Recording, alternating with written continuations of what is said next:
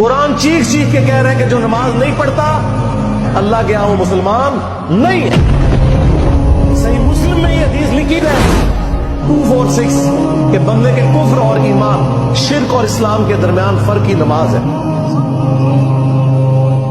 یہ حدیث مسلم میں ہی لکھی رہ گئی کہ ابن مسعود رضی اللہ تعالیٰ عنہ کہتے ہیں کہ جماعت کے ساتھ نماز پڑھنا یہ سنت خدا ہے، یہ تمہارے نبی کی وہ سنت ہے جو اللہ نے انہیں عطا کی، اگر اسے چھوڑ دو گے تو برباد ہو جاؤ گے۔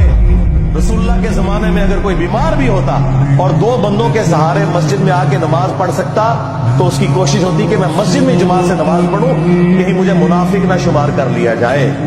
جماعت چھوڑنے پر رسول اللہ کے زمانے میں سمجھا جاتا تھا صلی اللہ علیہ وسلم کہ بندہ منافق ہے۔ صحابہ کرام کو، اہل بیت کو کب معلوم تھا کہ ایسی امت بھی آنے والی ہے جو آپ سے بڑا عشق رسول ہونے کا دعویٰ کرے گی اور نماز ایک نہیں پڑھے گی۔